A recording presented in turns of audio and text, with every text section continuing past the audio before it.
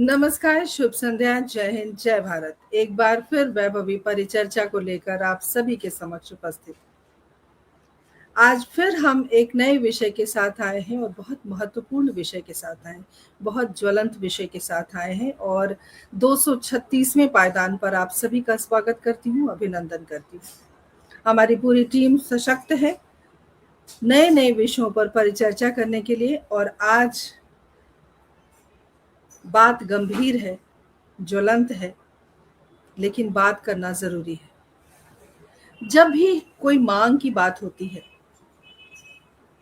सरकार तक अगर हम बात पहुंचाना चाहते हैं, जब बात नहीं सुनी जाती है, तब सड़कों पर, चौराहों पर एक ही हथियार दिखता है और वो हथियार क्या है? अनशन। मित्रों, गांधी जी से लेकर अन्ना हजारे तक अनशन लोकतंत्र की एक आवाज है। हमने देखा है कि किस तरह से शुरू से अपनी बात को मनवाने के लिए अपने संघर्षों के माध्यम से एक अनशन, एक संघर्ष का एक माध्यम रहा है। लेकिन सवाल ये है कि क्या अनशन ही एकमात्र उपाय है? ये आज का विषय है हमारा परिचर्चा का और इस विषय को रखने के लिए हमने सोचा कि जो परिस्थिति इस वक्त देश की है और जिस तरह से हम गांधीवाद से लेकर अब तक की जो हमारी यात्रा रही है, राजनीतिक यात्रा, देश की यात्रा, सामाजिक यात्रा, अनशन एक अनोखा हथियार है मुझे लगता है और इस पर हम विशेष टिप्पणी करेंगे या विशेष चर्चा करेंगे हमारे दिग्गजों के साथ जो हमारे स्टूडियो में मौजूद हैं और बात करेंगे कि क्या संवाद, कानून, आंदोलन और मीडिया के ज़माने में अनशन के अलावा कोई रास्ता नहीं है। आज इसी बात पर हम चर्चा करेंगे। यही कि अनशन ही एकमात्र उपाय है या कुछ और उपाय हम ढूंढ सकते हैं। इस चर्चा को आगे बढ़ाने के लिए हमारे बीच बहुत सारे दिग्गज बैठे हैं, लेकिन बहुत बड़ा, बहुत लंबा उनका परिचय है। संक्षेप में परिचय देना चाहती हूँ क्योंकि बातें बहुत सारी करनी है, बहुत गंभीर बातें करनी है, बहुत ज़रूरी बातें करनी है। तमाम दर्शकों का अभिवादन करती हूँ, स्वागत करती हूँ हमारी इस परिचर्चा में। हमारे साथ दिग्विजय जी दोनों, अरे वाह क्या बात है। देखिए ऐसे भी लोग हैं जो दोहरा काम करते हैं। काम करने वाले लोगों की ना भारत में कमी नहीं है।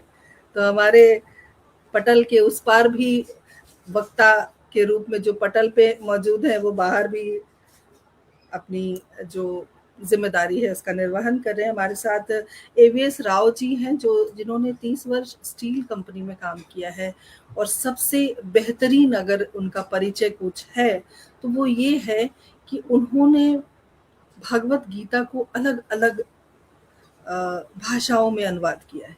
ये सबसे खास बात है उनकी। सामाजिक और आध्यात्मिक चिंतक हैं। आपका बहुत बहुत स्वागत करती हूँ। हमारे साथ दिग्विजय जी जुड़े हैं जो कि सोशल इंजीनियर भी हैं और राजनीतिक विश्लेषज्ञ भी हैं, तो उनका भी मैं स्वागत करती हूँ। सब मैं फिर से दोहराती हूँ कि सबका बहुत बड़ा परिचय है, सब बड़े दिग्गज लोग बैठे हैं और समय मुझे लगता है कि परिचय देने में ही चला जाएगा, इसलिए हमें बातें करनी है ज़्यादा। हमारे साथ आदरणीय शिव विनायक शर्मा जी जुड़े हुए हैं, वरिष्ठ पत्रकार हैं, प्रेरक वक्ता हैं और राष्ट्रीय संयोजक है संपर्क क्रांति परिवार के।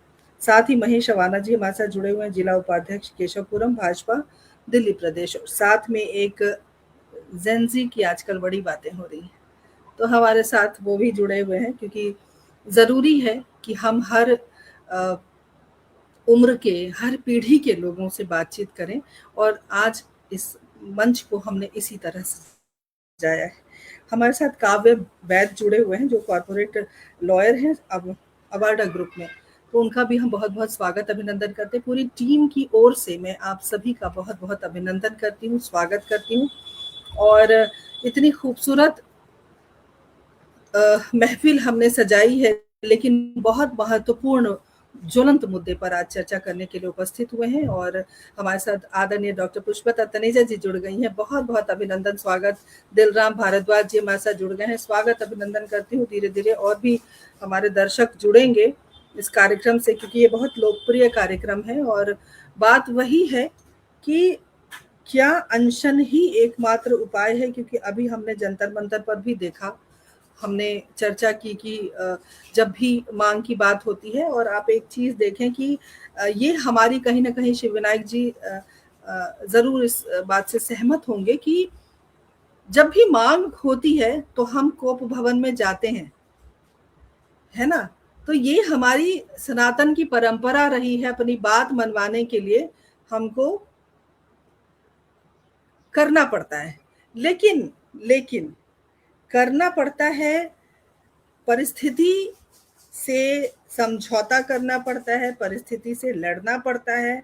लेकिन आज हम कुछ नया जानने की कोशिश करेंगे और नया जानने के लिए नए नए लोगों को हमने बुलाया है बातचीत करने के लिए। सबसे पहले तो मैं,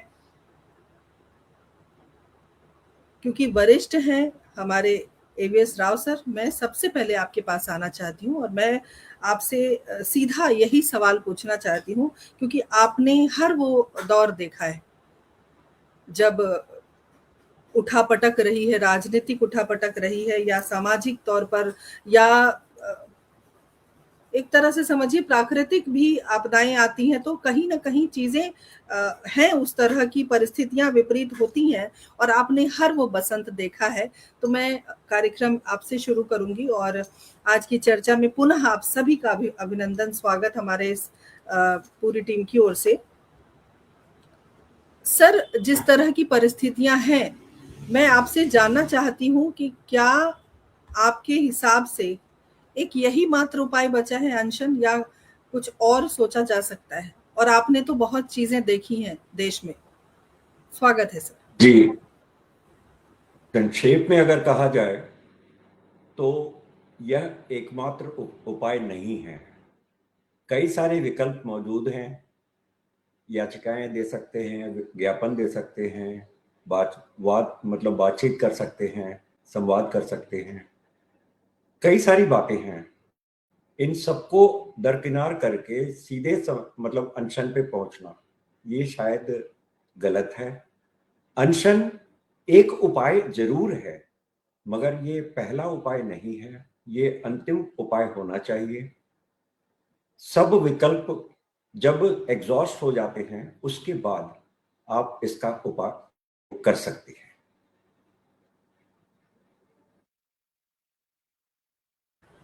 बिल्कुल बिल्कुल कहा आपने सर कि सिर्फ यही उपाय नहीं है। सारे रास्ते जब बंद हो जाते हैं तब ये अंतिम रास्ता ये होना चाहिए। और ये एक तरह एक कॉन्सेप्ट आपने अभी इस बात को क्लियर किया है कि जब सारे रास्ते बंद हो जाएं तब अनशन आखिरी, कहते ना राम बाण, है ना, अचूक जिसका निशाना होता है। लेकिन चूंकि मीडिया की एक बड़ी भूमिका होती है, मैं शिव विनायक भाई साहब समझ गए होंगे कि मैं कहाँ जा रही हूँ, क्योंकि देखिए चाहे वो प्रिंट मीडिया, और मैं चाहती अगर, क्योंकि बहुत सारे इलेक्ट्रॉनिक मीडिया के भी मित्र हैं हमारे कार्यक्रम से जुड़े हुए हैं, लेकिन मुझे प्रिंट मीडिया से बात करनी थी, क्योंकि अखबारों में, पत्रिकाओं में जो चीजें लिखी जाती हैं वो बहुत ज्यादा जिम्मेदारी से लिखी जाती है। और मुझे नहीं लगता कि जब इलेक्ट्रॉनिक मीडिया की हम बात करें, जो टीवी वगैरह में दिखाया जाता है, मुझे संदेह है कि उनकी उतनी जवाबदेही होती भी है कि नहीं। मुझे एक प्रश्नवाचक चिन्ह, ये मेरा अपना विचार है, आप सबके विचार अलग हो सकते हैं। तो मैं इसीलिए शिव विनायक जी की आपके पास में आना चाहती हूँ और आपसे वही बात पूछना चाहती हूँ कि एक जिम्मेदारी वाला एक सवाल मैं आपसे पूछना चाहती हूँ कि एक पत्रकार के तौर पर आपकी जिम्मेदारी खबर दिखाना है या समस्या सुलझाना है?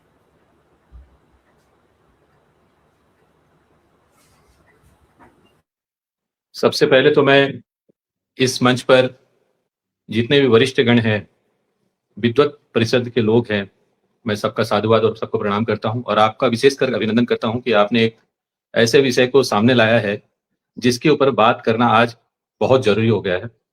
और अभी आदरणीय राव साहब ने एक बहुत अच्छी बात कही संक्षिप्त में, जो पूर्णतः मान्य है कि ये सबसे अंतिम विकल्प है, क्योंकि हम विषय से नहीं हटेंगे, हम पहले विषय में प्रवेश करते हैं। क्या अनशन ही एकमात्र उपाय है? तो अनशन एकमात्र उपाय तो कभी था ही नहीं और कभी होगा भी नहीं। और अगर इसको प्रथम उपाय के रूप में अगर हम लेके आते हैं तो कहीं ना कहीं हम अपनी राष्ट्र के ऊपर में विश्वास नहीं करते हैं, राष्ट्र की कार्य प्रणाली पे विश्वास नहीं करते हैं, कार्यपालिका पे विश्वास नहीं करते हैं, विधायिका पे विश्वास नहीं करते हैं, न्यायपालिका पे विश्वास नहीं करते हैं। तो हमें उन पे विश्वास करना चाहिए और सरकार पर भी विश्वास करना चाहिए, क्योंकि सरकार हमारी ही है। सरकार अगर संवेदनशील है, जागरूक है, वो हमारे प्रति चिंतित है, तो हमें उनको मौका देना चाहिए। अब रही कि पत्रकारिता की बात, तो पत्रकारिता के रूप में मैं सबसे पहले एक ही बात कहूंगा कि जब ये शुरू हुई तो इसका एकमात्र उद्देश्य था जनता की आवाज बन करके जनता की समस्याओं को सरकार के सामने रखना। जन आवाज का नाम ही अखबार है, और जो जन आवाज को प्रखरता के साथ उठाता है वही पत्रकार है।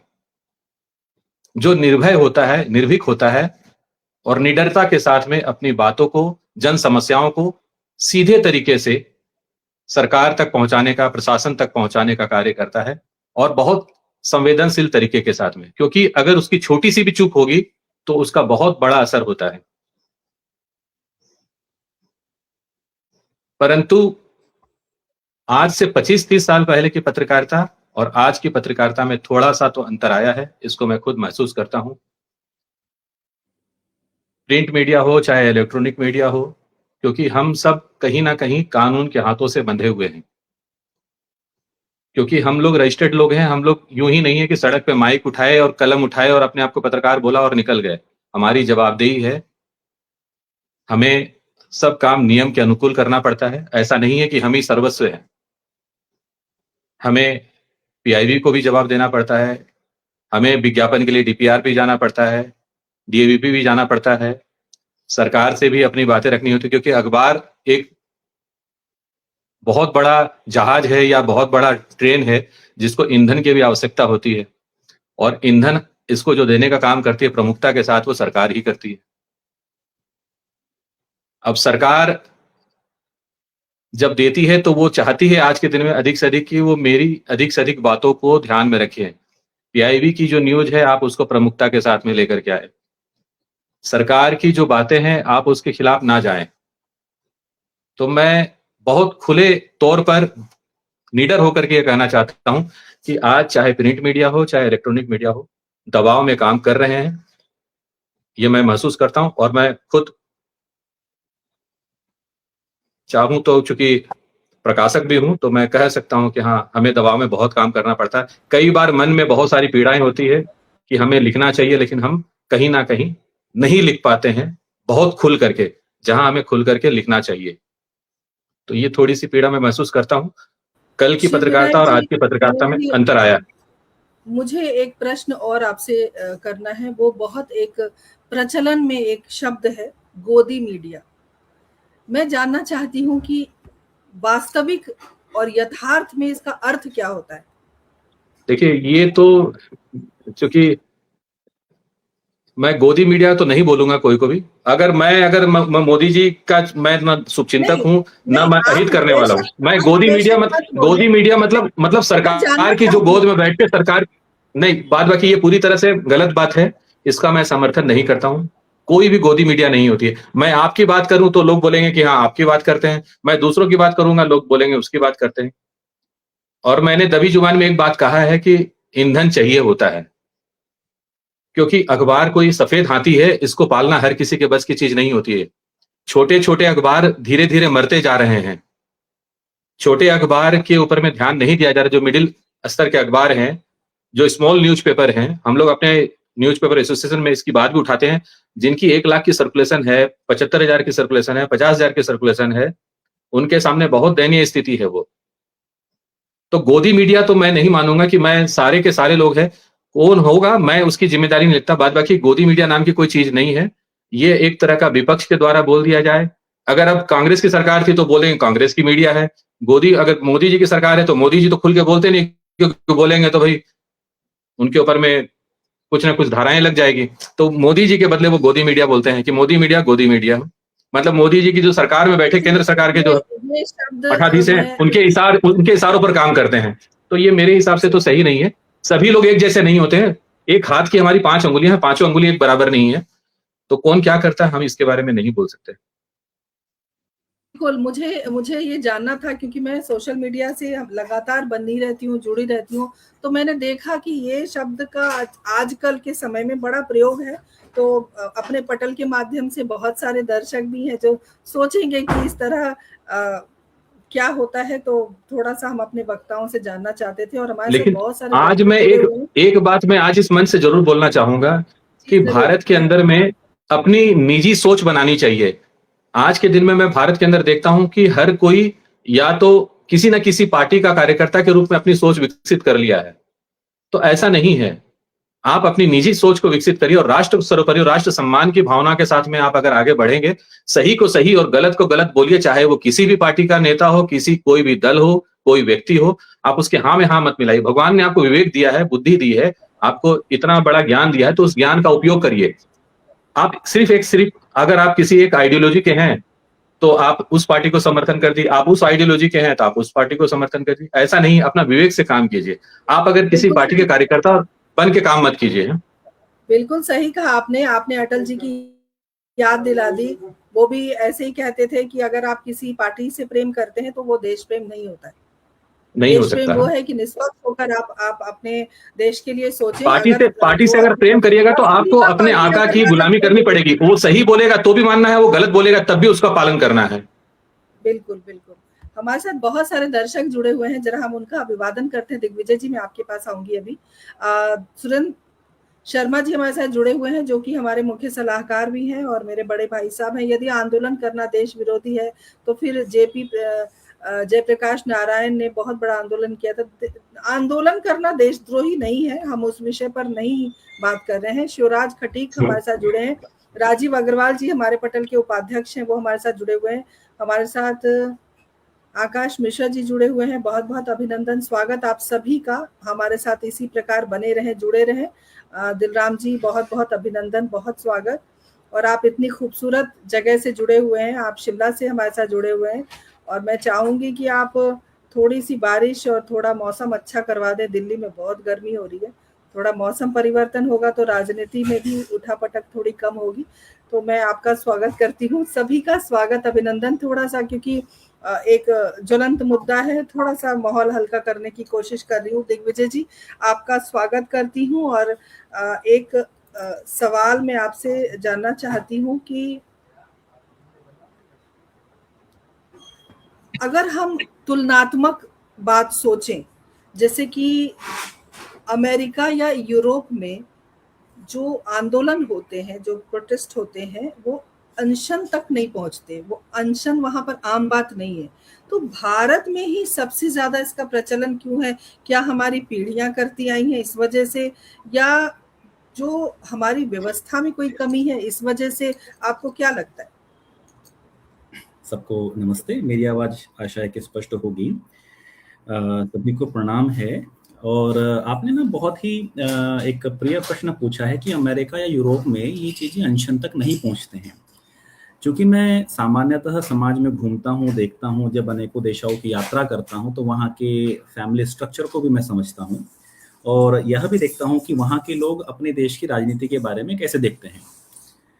थोड़ा सा कनेक्ट करना चाहूँगा, जब भी मोदी जी ऑस्ट्रेलिया जाते हैं या फिर इटली जाते हैं या फिर पोलैंड जाते हैं या फिर किसी भी छोटे देश में जाते हैं, तो वहाँ के राजनेता भी उतनी भीड़ इकट्ठी नहीं कर पाते जितने भारत के प्रधानमंत्री के जाने पर हो जाती है।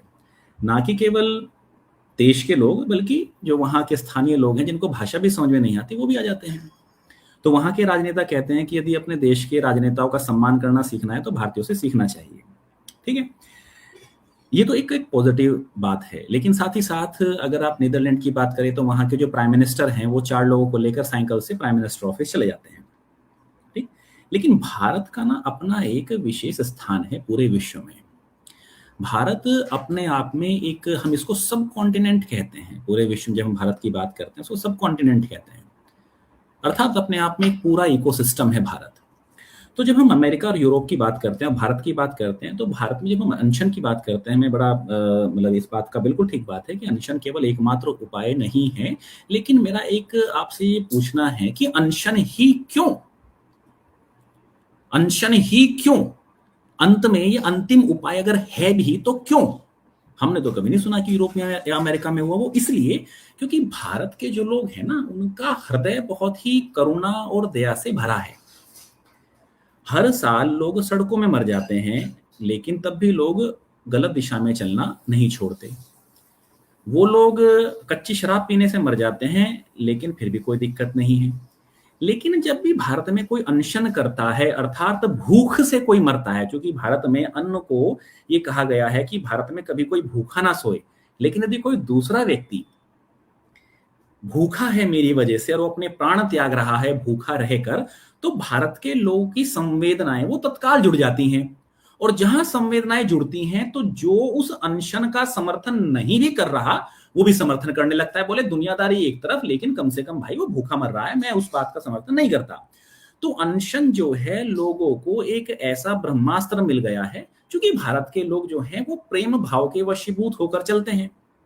उनके मन में दया है, करुणा है। मेरे हाथ में अगर आधी रोटी है ना, और मुझे सामने से कोई भूखा मिल जाए, तो भी आधा टुकड़ा तोड़कर मैं उसके हाथ में रख दूंगा कि ले भाई, आधी तू खा, आधी मैं खाता हूं।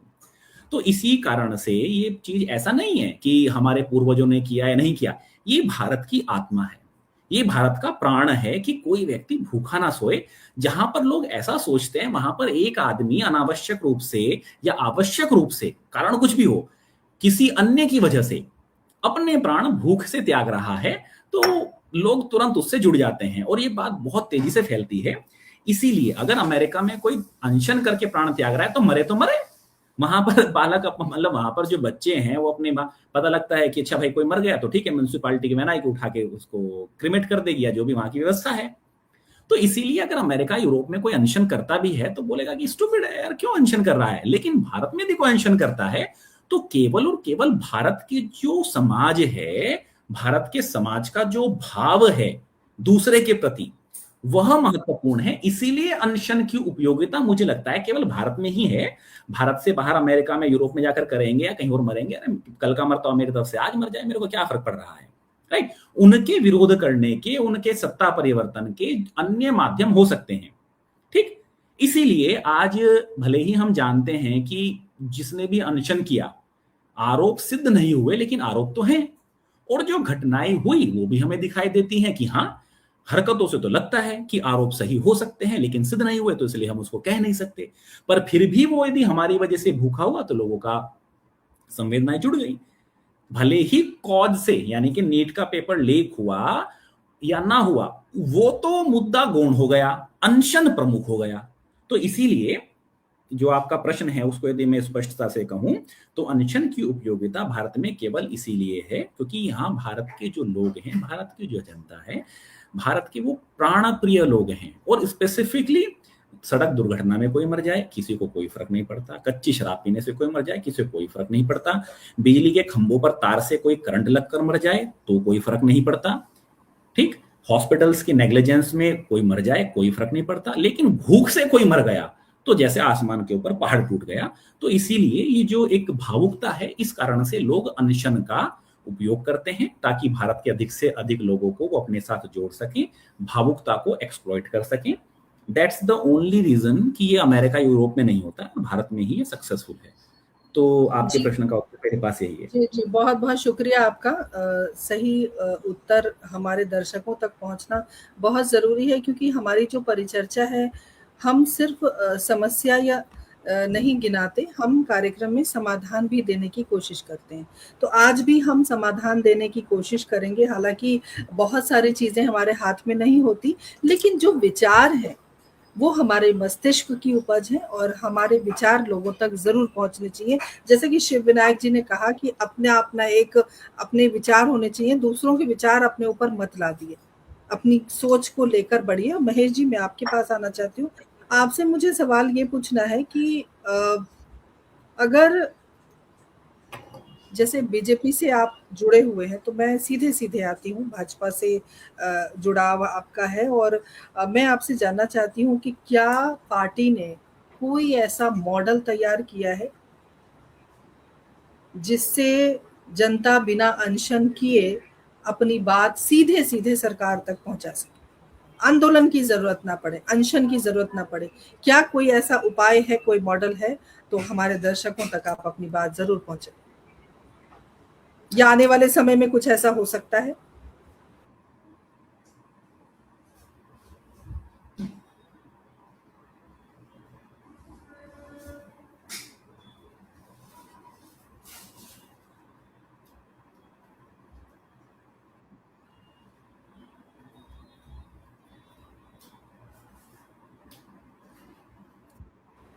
महेश जी, 1 मिनट, आपकी आवाज नहीं आ रही है, 1 मिनट,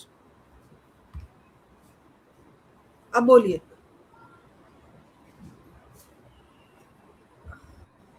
ये अनम्यूट क्यों नहीं? 1 मिनट, 1 मिनट महेश जी।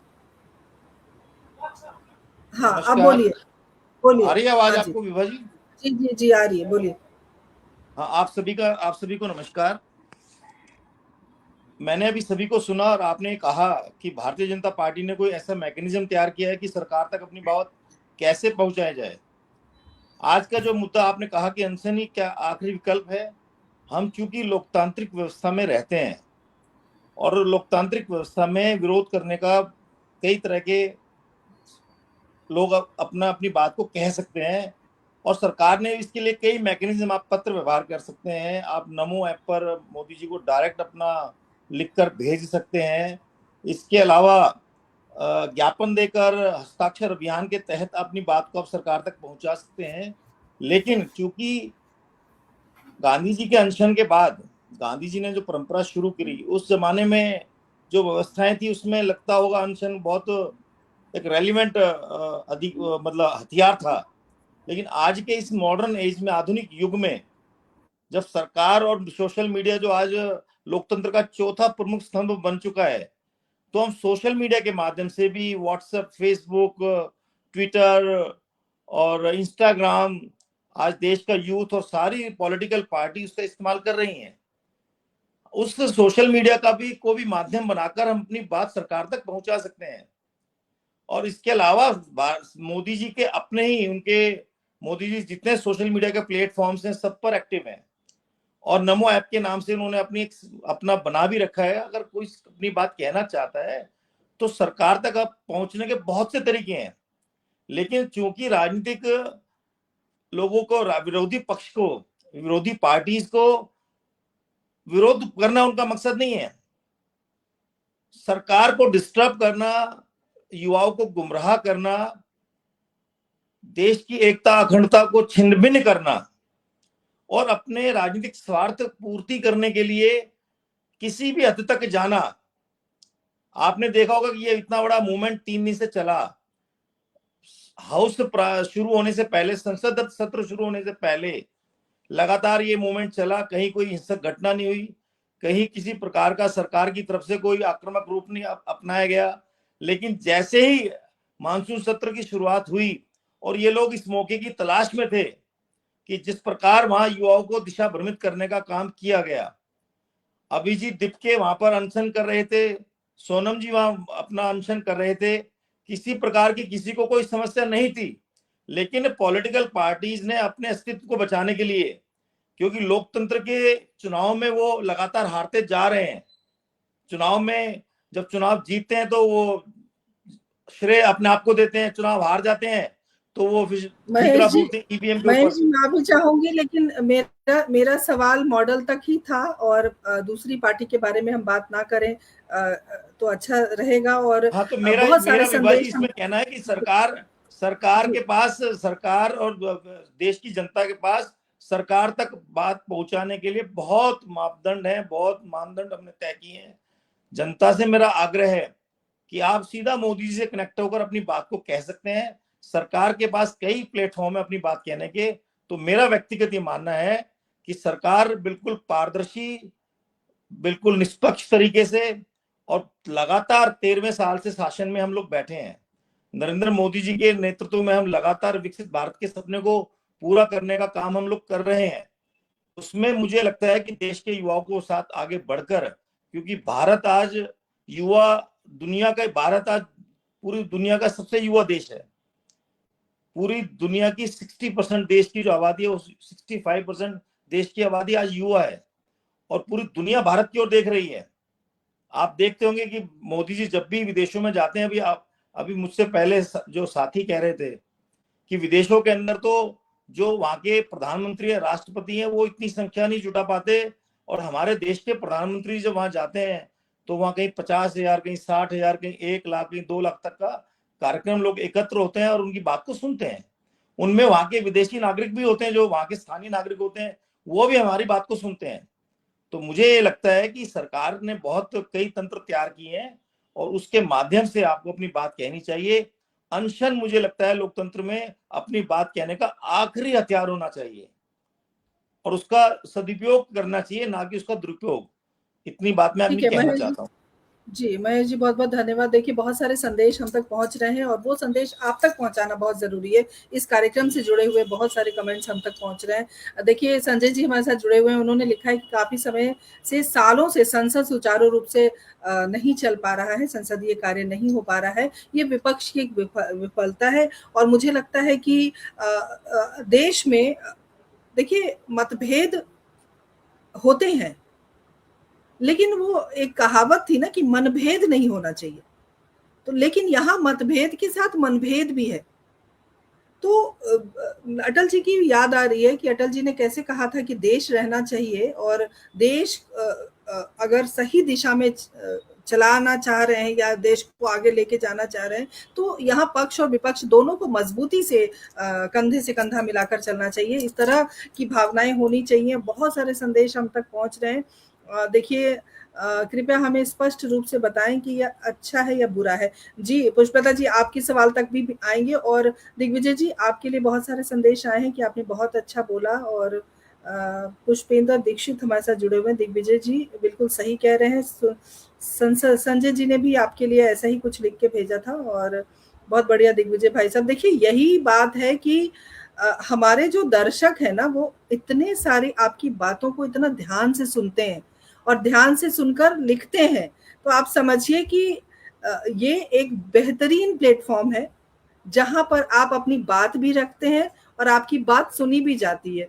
क्योंकि आप जब विनायक जी जब हम टीवी में होते हैं तो आप देखें किस तरह उठापटक होता है और कोई किसी की बात नहीं सुनता। कम से कम यहाँ पर धैर्य से कार्यक्रम चल रहा है, तो हिंदी साहित्य संस्थान को भी बधाई मिलनी चाहिए कि हम इस तरह के कार्यक्रम लगातार 4 वर्षों से लेकर आ रहे हैं। और उषा मिश्रा जी हमारे साथ जुड़ी हुई हैं और उन्होंने लिखा I agree with Mahesh ji. तो सब एक दूसरे से जुड़े हुए हैं और बहुत सुंदर सुंदर संदेश हम तक पहुंच रहे। सुरेंद्र शर्मा जी ने भी मोदी जी के लिए कुछ लिखा। मोदी जी की बात तो हम भी सुनते हैं, उनके कहने से हमने भी थाली बजाई थी, अब उनकी बात में वो दम नहीं रहा भैया जी। तो चलिए देखिए अलग अलग तरीके की प्रतिक्रिया होती है। और अभी हम जेनजी की बात बहुत कर रहे थे 4 दिन पहले से, जेनजी ये तो अब आ गए हैं हमारे काव्य। और काव्य आप तक हम पहुंचेंगे चूंकि आप एक लॉयर भी हैं और आप युवा पीढ़ी को प्रतिनिधित्व कर रहे हैं, युवा पीढ़ी का इस वक्त।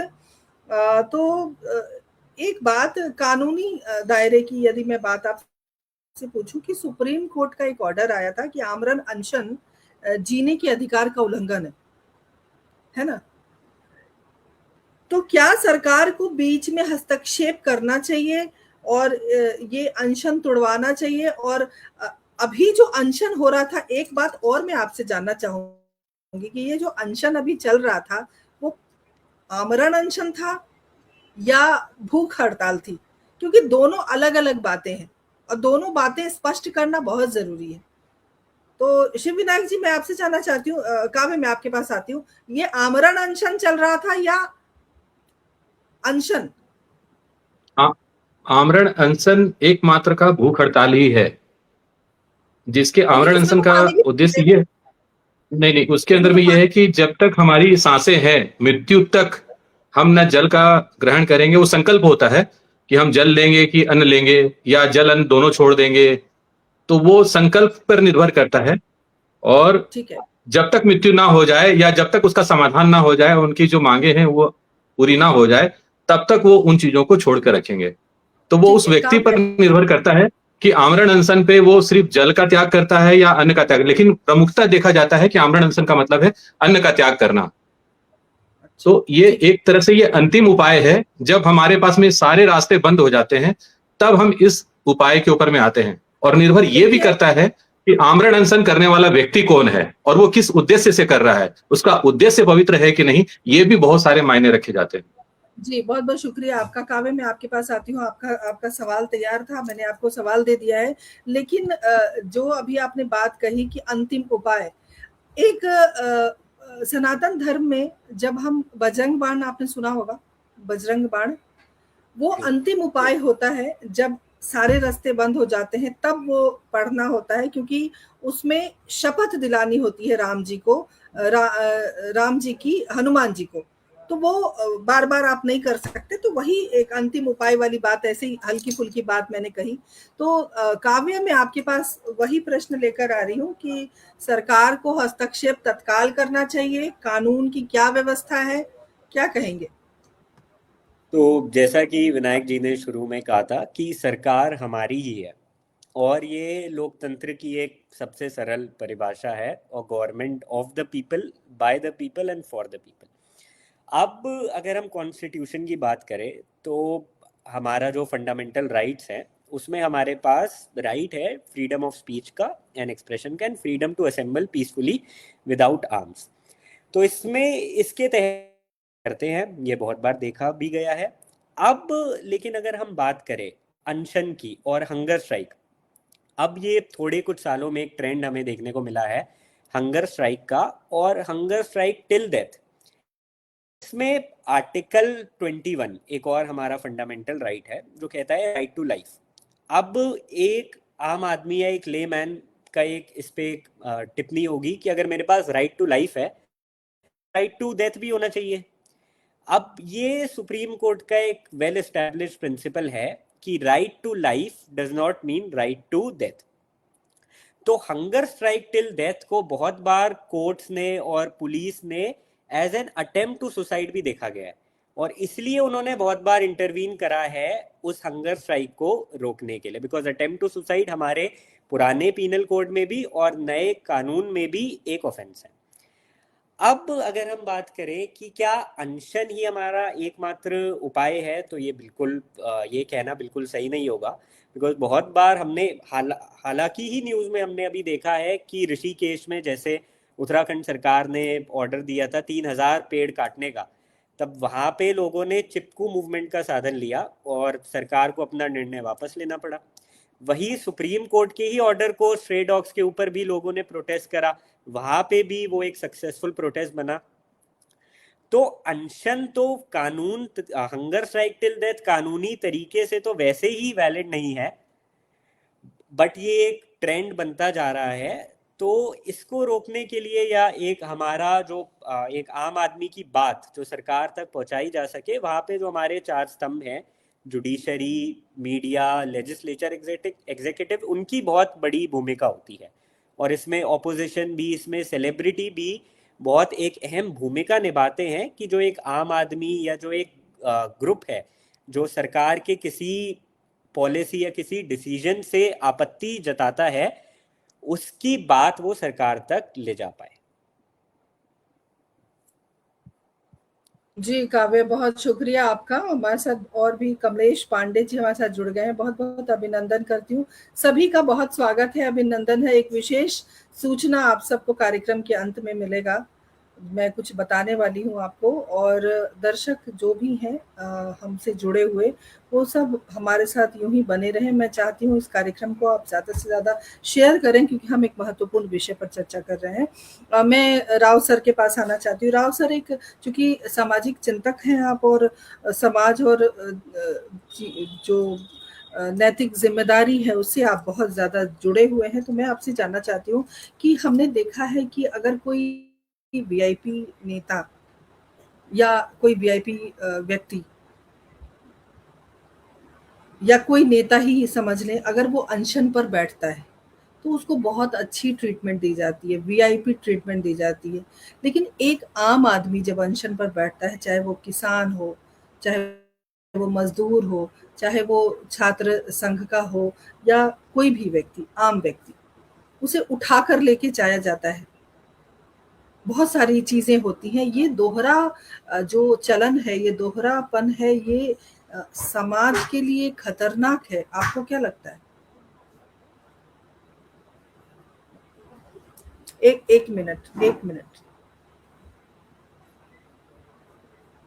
जी बोलिए सर। जी, मैंने प्रश्न को ध्यान से सुना है।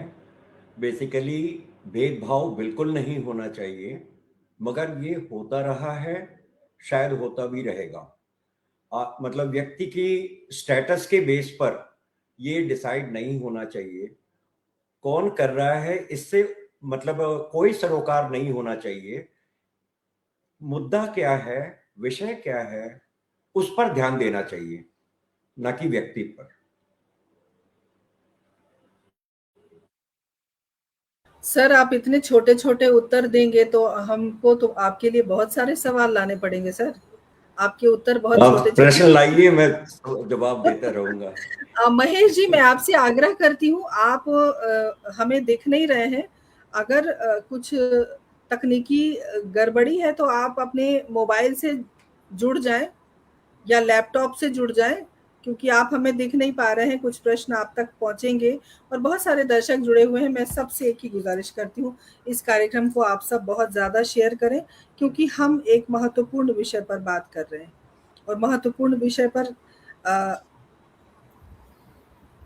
बात करना भी बहुत ज़रूरी है और चीज़ों को समझना बहुत ज़रूरी है। मैं शिव विनायक जी आपके पास आना चाहती हूँ, और मैं मीडिया से, चूंकि आप जुड़े हुए हैं, चाहे वो प्रिंट मीडिया हो, इलेक्ट्रॉनिक मीडिया हो या सोशल मीडिया हो, हम सब कहीं ना कहीं पत्रकार की भूमिका में हैं और मैं अपनी जिम्मेदारी समझती हूँ। हमने कभी भी कोई मुझे गर्व है इस बात का, और मैं इस पटल पर इस बात को जरूर रखना चाहती हूँ आज, कि कोई भी जो फेक न्यूज हमने नहीं चलाया कभी।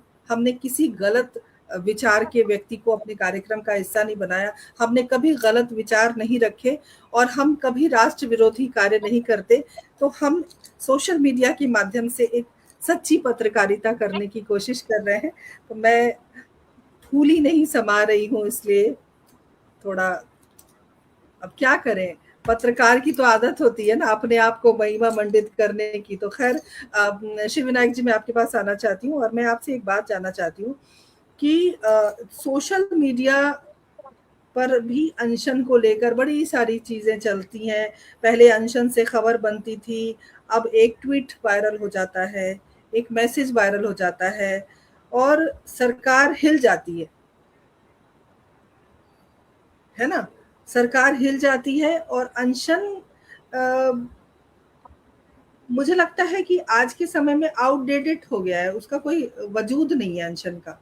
क्या आपको लगता है कि ये बात सही है जो मैं आपसे पूछ रही हूँ, या अभी भी प्रासंगिक है अनशन? अभी भी प्रासंगिक है, परंतु निर्भर ये करता है कि जब हम अनशन जैसे अंतिम पड़ाव की तरफ आगे बढ़ते हैं तो पहले हमें सभी चीजों को ध्यान में देना चाहिए कि क्या हमने जो इससे पहले के जितने प्रयत्न थे, क्या हमने उसको ईमानदारी के साथ पूरा किया। दूसरा है कि हमें सब चीजें सिर्फ और सिर्फ सरकार पर नहीं छोड़नी चाहिए। अगर मैं एक अंगुली आप पर उठाता हूं तो 3 अंगुली मेरे ऊपर आती है।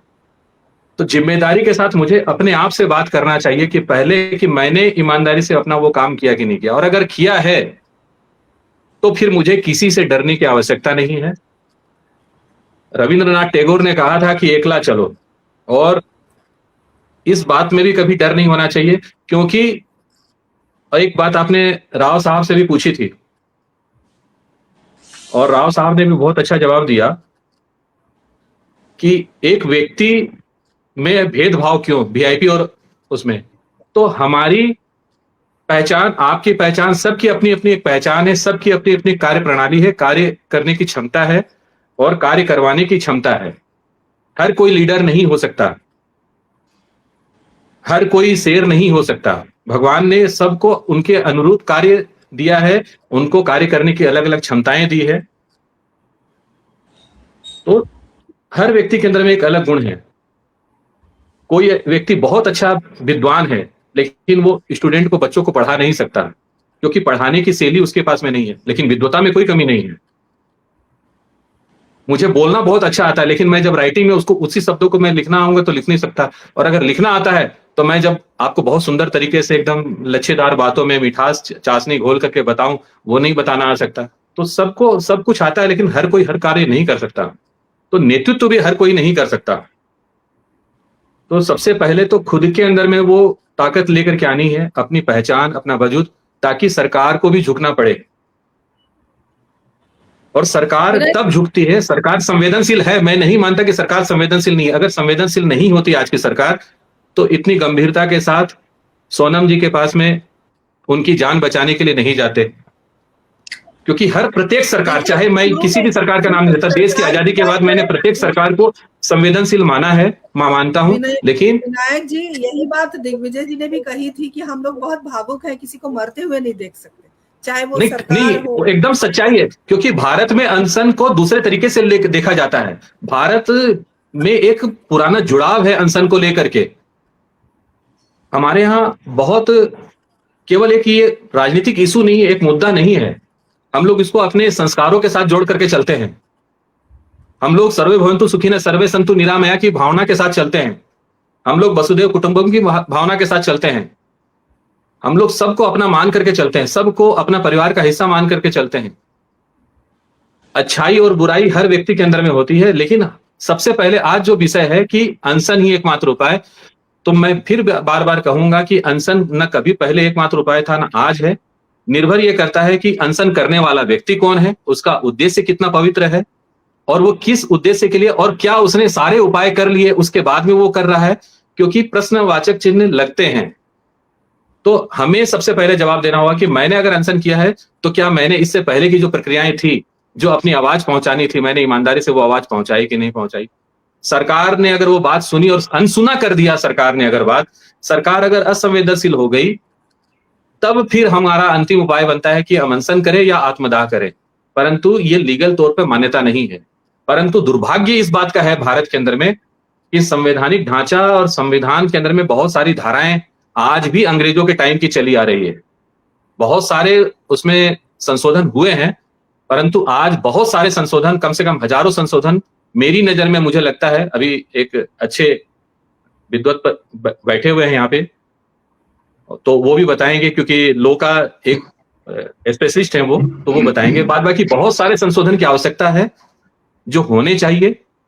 अंग्रेजों ने कानून अपने हिसाब से बनाया था, और कहीं ना कहीं उस कानून का कुछ हिस्सा को आज भी हम लोग निरंतर ढोते चले जा रहे हैं, क्योंकि वो शासक थे।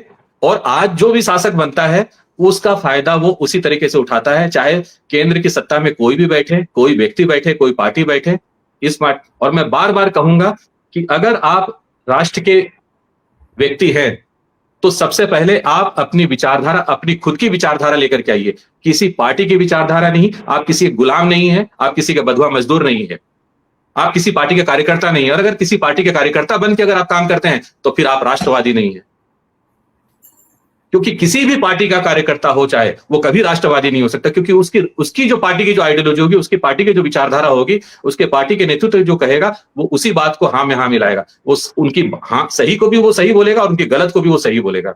इसलिए उनकी बातों को नहीं मानना चाहिए। जो पूरी तरह से भारतीय व्यक्ति हो, जो किसी पार्टी का कार्यकर्ता नहीं हो, जिसकी खुद की अपनी आइडियोलॉजी हो, जिसकी खुद की अपनी विचारधारा हो, वैसे व्यक्ति की बात सुननी चाहिए। और वैसा व्यक्ति अगर नेतृत्व करता है तो उसका समर्थन मैं समझता हूं सभी को देना चाहिए। बहुत बहुत शुक्रिया आपका, बहुत धन्यवाद शिव विनायक जी। और दिग्विजय जी, मैं आपके पास आना चाहती हूँ। मोनिका शर्मा हमारे साथ जुड़ी है, हमारे साथ अंजू जोशी जुड़ी हुई है हमारे साथ, डॉक्टर तनेजा लगातार जुड़ी हुई है, सीमा मिश्रा जी हमारे साथ जुड़ी हुई है, संजय जी लगातार हमारे साथ जुड़े हुए हैं। मैं आप सभी का बहुत बहुत अभिनंदन करती हूँ। और संजय जी ने लिखा है कि भूख हड़ताल बिल्कुल बंद होनी चाहिए। चलिए, ये विकल्प आखिरी विकल्प है और हम नहीं चाहते कि ये विकल्प दोहराए। दिग्विजय जी, एक सवाल, हमने कई बार ऐसा देखा है कि गांधी जी अमूमन 21 दिन तक रखते थे, अनशन पे वो रहते थे। उन्होंने अपना हर व्यक्ति एक दिन निश्चित कर लेता है कि इतने दिन तक अनशन करना है ना। तो और अपना एक खुद गांधी जी अपना एक नियम बनाते थे। लेकिन आज कुछ ऐसी जगह पर भी कुछ ऐसे वाकया देखने को मिलते हैं कि जहां पर 2 घंटे में ही प्रेस कॉन्फ्रेंस हो जाती है ना। आप अनशन पे बैठे 2 घंटे में ही प्रेस कॉन्फ्रेंस हो गई। क्या अनशन की, चूंकि अनशन, यही बात बार बार इस पटल पे कही जा रही है कि एक पवित्रता, किसी भी कार्य की एक पवित्रता होती है, तो आपको लगता है अनशन की पवित्रता कहीं खो गई है? देखिए, जैसे आपने जो बात कही, हम इस चीज को बिल्कुल हम ब्लैक एंड व्हाइट में नहीं कह सकते कि हाँ या ना नहीं कह सकते, क्योंकि एक ऐसा विषय है जिसको इस स्पेक्ट्रम में देखना पड़ेगा। और चूंकि जितने भी पहले लोगों ने बात कही, चाहे वो राइट टू लाइफ की बात कही हो, but it does not mean the right to death.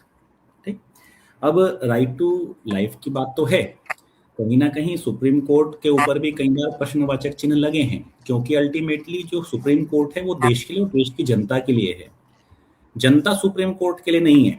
हमने उन चीजों को भी देखा है कि जहां पर सुप्रीम कोर्ट के अनेकों निर्णय भी जनता की अदालत में खड़े हुए हैं, समाज की अदालत में खड़े हुए हैं। ठीक, और जब हम इसकी बात करें कि ये पवित्र रहा है या नहीं रहा है, हम इस चीज को इसलिए ऐसा नहीं कह सकते क्योंकि ग्लोबलाइजेशन के टाइम में अब हम लोग इंडिविजुअल नहीं रह गए। हमारे ऊपर न जाने कितने फॉरेन प्रेशर्स भी होते हैं, इंटरनल प्रेशर्स भी होते हैं। ठीक, और जब हम लोकतंत्र की बात करें तो हम कहते हैं कि यहां पर ना सर गिने जाते हैं। और जो बात कही कि पवित्रता क्या है क्या नहीं है, ये पवित्रता और ये सब चीजें ना उसी दिन मजाक बन गई थी जिस दिन प्रोफेसर जीडी गोयल ने अपने प्राण त्यागे थे अनशन से, गंगा जी की अविरल धारा को लेकर। ठीक, तो देखो, पवित्रता तो यह है कि जिसको हम मतलब, यानी कि अगर मैं बहुत ही लेम लैंग्वेज में कहूं तो एक ढकोसला बना के रख दिया है कि भारत के लोगों के मनोभाव को, उनकी भव्यता को, उनकी सभ्यता को एक्सप्लॉइट करना। तो आज ये जो अनशन हुआ है, ये कोई अनशन थोड़ा ही था, ये तो सिर्फ एक ढकोसला बना के रख दिया है पंचायत नाम कर। और कहीं ना कहीं जो बात आपने मीडिया की बात कही है कि हम गलत विचारों के व्यक्तियों को नहीं बुलाते, मैं तो कहता हूं बुलाना चाहिए। आपको उनको बड़ी संख्या में बुलाना चाहिए, क्योंकि अगर आप नहीं बुलाएंगे तो कोई दूसरा बुलाएगा, और वहां पर वो अपनी बात कहेंगे। वहां पर हमारे जैसे लोग नहीं बैठे होंगे ना उनकी क्लास लेने के लिए, वो अपनी बात कहेंगे और चले जाएंगे। लोग उनसे प्रभावित होंगे, उनको जो मानना पड़ेगा वो मानेंगे। लेकिन जब तक उन विचारों को मजबूती के साथ एनकाउंटर्ड नहीं किया जाएगा, तब तक बात नहीं बनेगी। उन्होंने विचार रखा है, रखे ना, हम भी अपनी बात रखेंगे। लेकिन ये बात भी सच है कि इस सरकार में ऐसे निकम्मे और नाकारा अधिकारी बैठे हुए हैं जिनका देश की जनता से कोई सरोकार नहीं है। आप चले जाए किसी भी कार्यालय के अंदर, अपने आप को राजा से कम थोड़ा ही समझते हैं सरकारी अधिकारी। मैंने देखा है कि जब पंचायत लगती है और जब तहसील दिवस होता है तो डीएम बैठा हुआ, एसएसपी बैठा हुआ है, 30 किलोमीटर से एक आदमी आकर जमीन पर बैठा हुआ है। अरे भाई, तू डिस्ट्रिक्ट कलेक्टर होगा, तू किसी अंग्रेजी के जमाने का डिस्ट्रिक्ट कलेक्टर। आज जनता है और तेरा कार्य बनता है कि हर व्यक्ति को तू सम्मान के साथ बात कर। हमारी जो बात कही है शिव जी ने कि भाई साहब आजकल तो अनेकों कानून उसके हैं अंग्रेजों के जमाने के। जब आपका 70% संविधान 1935 का इंडिया इंडिपेंडेंस एक्ट की कट कॉपी पेस्ट है, तो कहां से आपके कानून होंगे? आज भी आपके सीआरपीसी और ये सब कानून चल रहे थे, वो तो अब जाकर कम से कम भारतीय रहे। चलो, अच्छा हो बुरा हो एक अलग बात है, कम से कम अपने नाम तो दीजिए। तो ये तो कुछ चीजों पर तो बहुत अच्छा है, लेकिन सरकार की जो समस्या है, जो पवित्रता की आपने बात कही, निश्चित रूप से वर्तमान समय में अनशन भी अपनी अनशन की प्रासंगिकता खो रहा है। और देखिए, अनशन की जो प्रभावशीलता है, पवित्रता की तो बात हम सब जानते हैं कि ये तो कॉम्प्रोमाइज्ड हो चुकी है, लेकिन अगर मैं प्रभावशीलता की बात करूं तो शर्मिला इरोम ने भी 21 साल तक अनशन किया, उसको नाक से ट्यूब डाल के उसको दिया करते थे। ठीक, अगर हम और भी बात करें अनशन की, तो 2-2 घंटे के अंदर अनशन हो रहा है, वो भी 2 घंटे का ऐसा जहां पर बर्गर खा के अपना उस 2 घंटे के अनशन में बर्गर खा रहे हैं। तो देखिए, कई बार गंभीरता की कमी की वजह से, और ये बात मैं अक्सर ये कहता हूं कि देखिए, राजनेता कोई बुरी बात नहीं है, और ये तो बिल्कुल एक ऐसा अंधा कुआं है कि जहां पर आता है। लेकिन वर्तमान समय में जो आजकल की राजनीतिक पार्टियां हैं, उन्होंने उस गंभीरता को भी कॉम्प्रोमाइज कर दिया, और जहां पर गंभीरता कॉम्प्रोमाइज हो गई, वहां पर अनशन भी कॉम्प्रोमाइज हो गया। और आज जब हम अनशन की बात करें तो आप देख लीजिए किस अनशन को कितना प्रभावी बनाना है, ये सरकार के हाथ में है। अन्यथा अनशन तो हमने बहुत होते देखे हैं, कितने अनशन हो गए। ठीक, तो इसीलिए जो आपकी बात है इसमें निश्चित रूप से, अब हमने पेपर लीक हुआ, पेपर लीक किसके लिए हुआ भाई? पेपर तो लीक हो गया, लेकिन हुआ किसके लिए? हम जैसी और आप जैसी आम जनता के लिए, जो पेपर बिल्कुल खरीद सही। रहे हैं। ठीक, तो देखिए कोई भी जो विषय है निश्चित रूप से अनशन का, इसको अगर हम एक स्पेक्ट्रम में देखें, ना कि ब्लैक एंड व्हाइट में कि अनशन ही एकमात्र उपाय नहीं, हमें इसको इस तरह से देखना होगा कि अनशन किसके लिए और क्यों। अभी यूजीसी का एक्ट आया था, क्या हुआ सरकार का? हाँ, वहां पर तो किसी ने अनशन नहीं किया, लेकिन हाँ कई बार हमें ऐसा लगता है विभा जी कि हमें संवेदनशील अधिकारियों की आवश्यकता है। सरकार के जो नेता हैं वो निश्चित रूप से संवेदनशील हैं, क्योंकि उनको तो विरोध जनता की विरोध आवाज में हर बिल्कुल 5 साल में। बिल्कुल सर, विरोध करने के लिए बहुत सारे हथकंडे हैं, बहुत सारा काम हम कर बिल्कुल सकते हैं विरोध जताने के लिए। अनशन एकमात्र उपाय नहीं है, जरूरी बिल्कुल नहीं नहीं, है।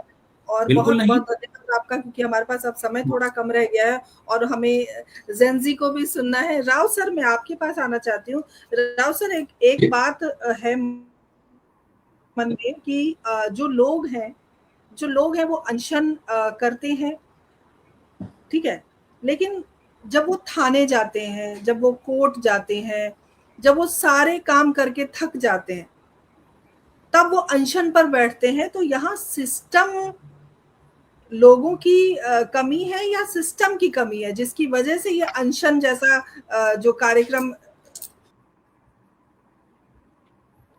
अभी शायद चूंकि विभा जी विभा जी आउट हो गई है, हो गई हैं।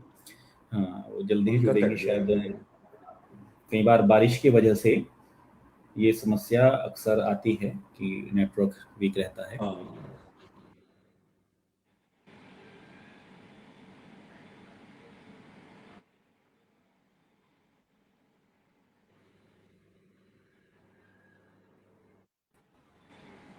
सुना सर आपने? राव अब सर ठीक है जी मैम। जी जी, मैं एक बात हमेशा कहती हूँ कि ये जो नेटवर्क है वो दानव है, और उसने अभी मेरी आवाज बंद कर दी थी।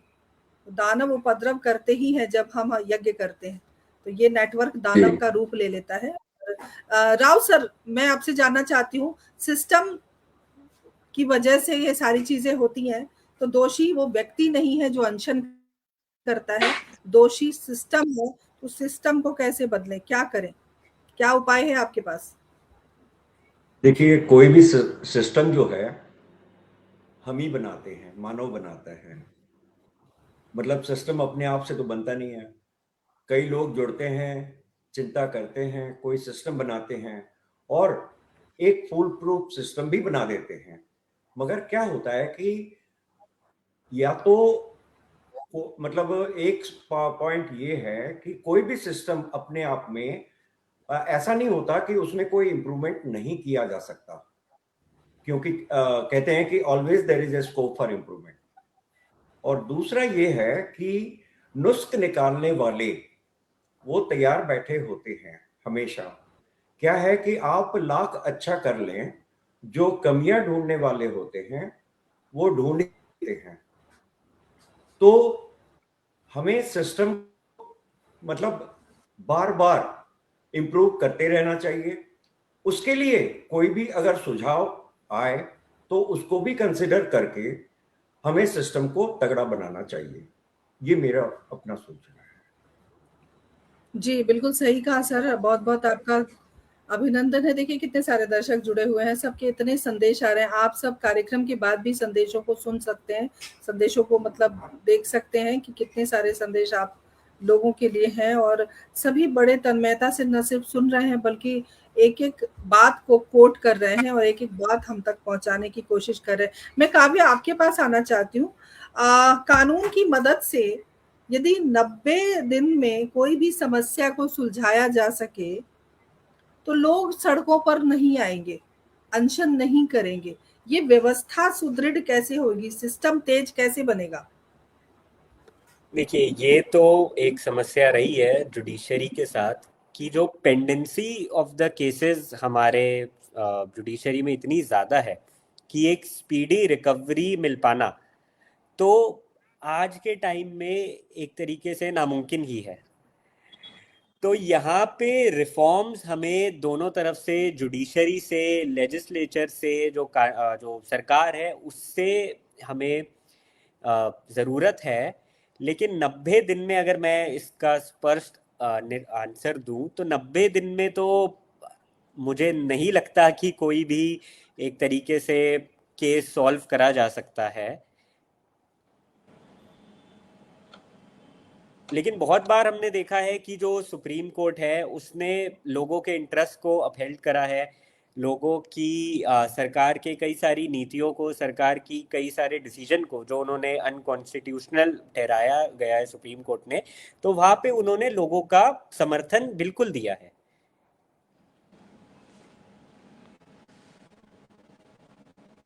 के फटाफट 2 प्रश्न है मेरे पास और 2 प्रश्नों के उत्तर मुझे सभी से चाहिए। उसके बाद एक संदेश आज के कार्यक्रम के लिए, वो बहुत जरूरी है।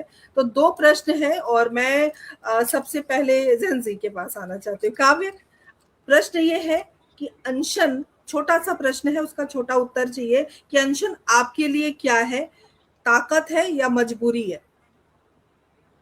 देखिए, अनशन आज के समय में एक मजबूरी ही है, जिसे मैं अगर मैं इसका ठीक है, बस एक लाइन में, एक वाक्य में उत्तर देना है। विनायक जी, आपके लिए क्या है, मजबूरी है या ताकत है? मैं तो कभी अनशन करना ही नहीं चाहूंगा। आपको भूखे रहना पसंद नहीं है ना? तो नहीं, ना ये लेकिन बहुत सारे रास्ते हैं, बहुत सारे रास्ते हैं, मुझे अनशन करने की नौबत ही नहीं आएगी है। मेरा 2 ऑप्शन आपके पास है, विकल्प है, ताकत है या मजबूरी है आपके हिसाब से? मजबूरी है। ठीक है, महेश जी आप बताइए।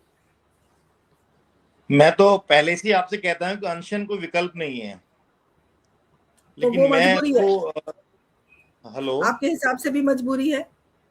मेरे हिसाब से मैं इसको मजबूरी मानता हूं कि लोगों ने इसको मजबूरी में अपनी ताकत मानकर इसका उपयोग कर रहे हैं। दिग्विजय जी, क्या है आपके लिए अनशन, ताकत या मजबूरी?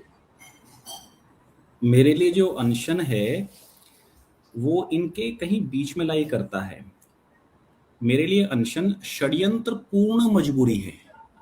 चलिए ठीक है। राव सर आप क्या कहेंगे? राव सर, कुछ हद तक मजबूरी ही है। ठीक है। एक सवाल मैं आप सभी से पूछती हूँ। आज मन की बात कहने का समय है और मन की बात आप सब कहें।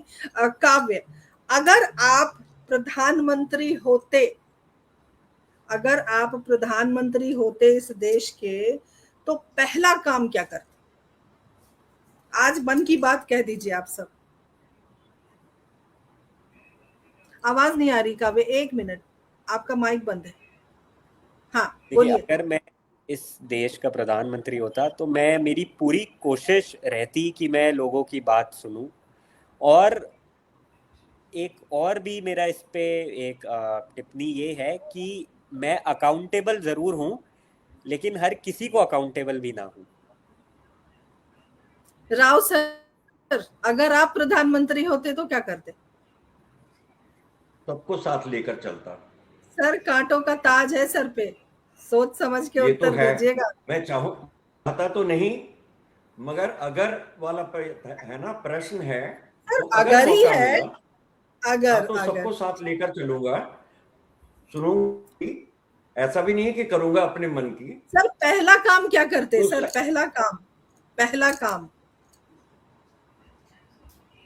पहला काम तो सोचना पड़ेगा, इस विषय में कभी सोचा नहीं है। अचानक से सोच कर रखो, पहला काम आप क्या करते दिग्विजय जी? अगर आप प्रधानमंत्री होते तो पहला काम क्या करते?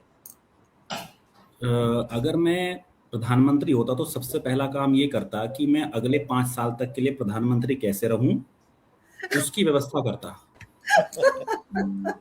ठीक है, बहुत बहुत स्पष्ट बात। मन की बात मन से निकलनी चाहिए। महेश जी, पहला काम क्या करते हैं? मन की बात तो अलग बात है, लेकिन व्यवहारिक है, लोकतंत्र है ना, व्यवहारिक है। देखिए यहाँ पर हर कोई। महेश जी आप बताइए। विभा जी, अगर आपने मुझे प्रधानमंत्री बनाने का मौका दिया तो मैं मानता हूँ देश की आज प्रमुख समस्या है जनसंख्या। पॉपुलेशन कंट्रोल बिल आज बहुत भयंकर जनसंख्या का रूप ले चुकी है। मुझे लगता है उस पर नियंत्रण होना चाहिए। मेरी प्राथमिकता सबसे पहले वही होगी। चलिए, बहुत बहुत शुक्रिया आपका। शिव विनायक जी, क्या करते पहला काम? ईमानदारी से अगर बोला जाए, क्योंकि मेरे पास में खोने के लिए कुछ नहीं है और मुझे पाने की कोई लालसा नहीं है, क्योंकि ईश्वर ने बहुत दिया है, तो मेरा सबसे पहला काम है कि भारत जिसके लिए जाना जाता है, संस्कार, संस्कृति, साहित्य और शिक्षा का संरक्षण, संवर्धन करना। बहुत बहुत शुक्रिया आपका। सबने बहुत सुंदर जवाब दिया है। मोनिका शर्मा जी लगातार बनी हुई है, मुझे लगता है बहुत सारे संदेश आए हैं, उनके भी आ रहे हैं, और आप सभी का बहुत बहुत अभिनंदन करती हूँ। और आखिरी प्रश्न, क्योंकि उसके बाद हमें संदेश चाहिए, हम 5 मिनट आगे जा चुके हैं, लेकिन चूंकि ज्यादा वक्ता है तो इतना तो समय चलता है। और आखिरी प्रश्न कि अगले 10 वर्षों में भारत में अनशन होगा कि नहीं होगा, और अगर नहीं होगा तो क्यों नहीं होगा? विनायक जी। अगले 10 वर्षों में जिस तरह से भाई साहब ने कहा कि षड्यंत्रकारी जो अनशन है वो खूब होंगे और बहुत होंगे। काव्य। देखिए, अनशन तो बिल्कुल होगा, बिकॉज एक प्रकृति का नियम है, हिस्ट्री रिपीट्स इटसेल्फ।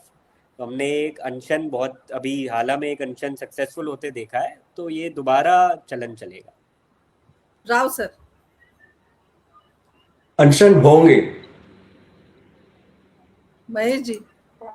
मुझे लगता है लोगों ने इसको अपना राजनीतिक हथियार बना लिया है, तो मुझे लगता है अनशन होते। दिग्विजय जी। अनशन प्रारंभ होंगे लेकिन सफल नहीं हो पाएंगे, क्योंकि अगली बार जो देश के युवा हैं और जो समर्थक हैं उनके लाठी इन षड्यंत्रकारी अनशन और आंदोलनकारियों का प्रतीक्षा कर रही है। इसलिए देश एक नई करवट लेगा, देश एक नए रूप में उभर रहा है। तो इसलिए कोई चिंता की बात नहीं है, सभ्यताओं का संघर्ष है, ये सब राक्षसों की और देवताओं की का युद्ध है, इसकी चिंता ज्यादा नहीं करनी है। बस अपनी कलाइयां और अपने बाजू में ताकत रखनी है, लाठी को मजबूत रखना है, सब देखेंगे।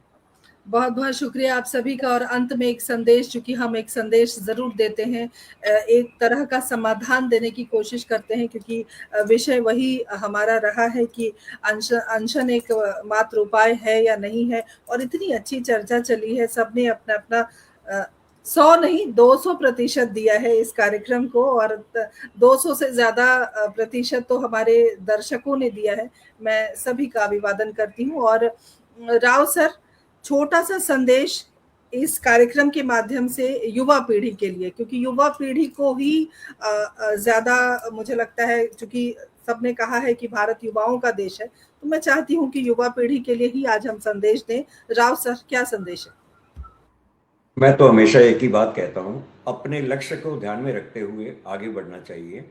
हर कर्म राष्ट्र हित में, देश मतलब और समाज हित में और अपने हित में करना होना चाहिए। किसी का अहित ना करो, और कानून का पालन करते हुए बढ़ो और लक्ष्य की प्राप्ति करो। जी, बहुत बहुत धन्यवाद। महेश जी, क्या संदेश है? मुझे लगता है छोड़ो कल की बातें, कल की बात पुरानी, नए दौर में लिखेंगे मिलकर नई कहानी। देश के युवाओं को देश के प्रधानमंत्री पर भरोसा रखना चाहिए, और मुझे लगता है हम उसमें सफल होंगे। जी, बहुत शुक्रिया। शिव विनायक जी।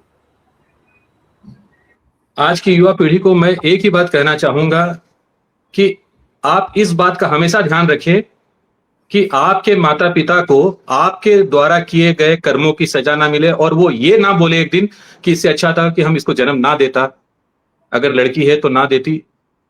तो उनको शर्मिंदगी महसूस ना हो आपके कर्मों के द्वारा, आपके कार्यों के द्वारा। तो सिर्फ आप इतना सा ध्यान रख लेंगे, और आपको किसी मंदिर, मस्जिद, गुरुद्वारे जाने की जरूरत नहीं है। अपने माता पिता की सेवा कीजिए, और उनके संस्कार हैं उसको आप आगे लेकर के चलिए, किसी भी जाति, धर्म, संप्रदाय के हो। अगर आपने अपने माता पिता का मान को बनाए रखने का प्रण ले लिया, तो निश्चित है कि मुझे कभी महसूस नहीं होगा कि आज का युवा भटक रहा है। तो आप अपने माता पिता का अनुसरण करिए, उनकी बातों को मानिए, तो निश्चित ही देश राष्ट्रोपरि होगा और राष्ट्र सर्वोपरि हो जाएगा। बहुत खूब। दिग्विजय जी, छोटा सा संदेश।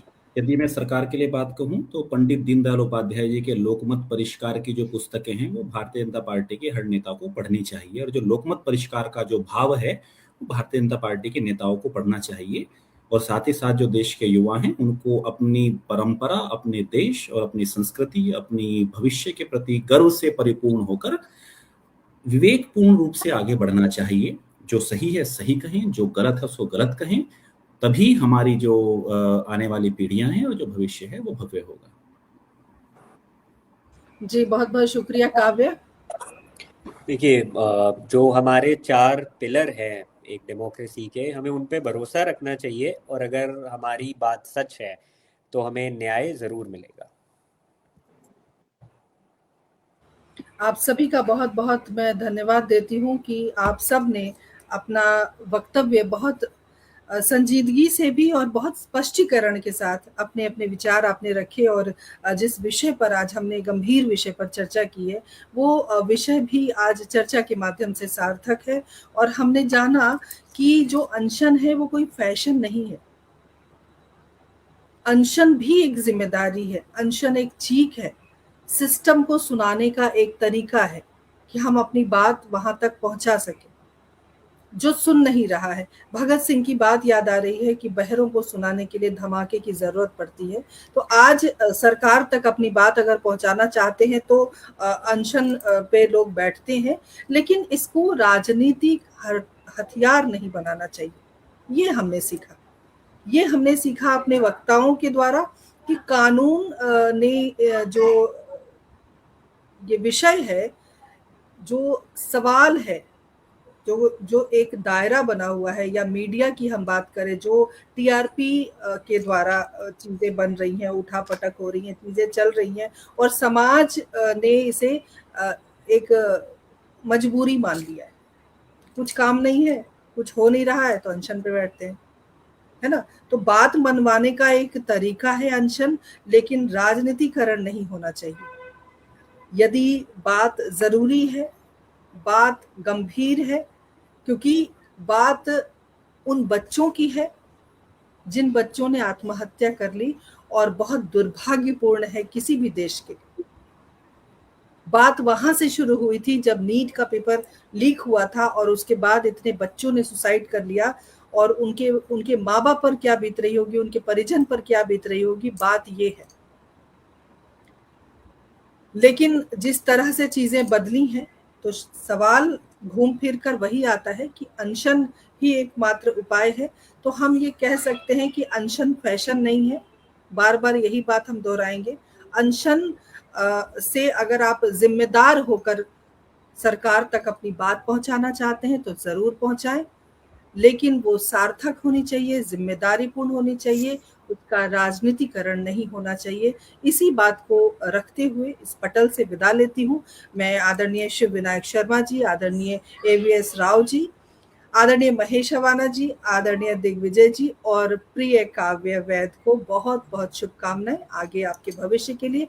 आप सबका दिल से धन्यवाद कि आपने इतना कीमती वक्त हमें दिया, और आज के समय में समय देना सबसे बड़ी बात है, क्योंकि समय वो पूंजी है जो जल्दी से खर्च करना नहीं चाहते, और खर्च भी नहीं करना चाहिए, सकारात्मक ऊर्जा के साथ करनी चाहिए। तो आप सब ने हमें समय दिया, और आपसे ज्यादा तमाम जो दर्शक हैं, जो दर्शक दीर्घा में विजय वेदांत हमारे साथ जुड़े हुए हैं, बहुत बहुत अभिनंदन। उनका भी मैं अभिवादन करती हूँ, क्योंकि मैं हमेशा एक बात कहती हूँ, आप हैं तो हम हैं। और जिस विशेष सूचना की मैं बात कर रही थी, मैं आप सबको बताते हुए बहुत हर्ष की अनुभूति कर रही हूँ कि ये बात मैंने किरदार जिंदगी में भी कही थी, लेकिन आज भी परिचर्चा के माध्यम से, कि हम YouTube पर एक और चैनल लॉन्च कर रहे हैं जो सिर्फ बच्चों का है, बच्चों के नटखट मन को दर्शाने वाली कविताएं और कहानियों का है, जिसका नाम है मस्ती का बटुआ। बहुत जल्दी वो आने वाला है, तो ये हमारे लिए एक शुभ समाचार है, और आप सभी का पुनः अभिवादन, बहुत बहुत धन्यवाद। अगली बार फिर नई परिचर्चा के साथ, नए विषय के साथ, नए वक्ताओं के साथ, तब तक के लिए आज्ञा दीजिए। नमस्कार, जय हिंद, जय भारत, शुभ रात्रि। आप सभी को सादर प्रणाम। सभी को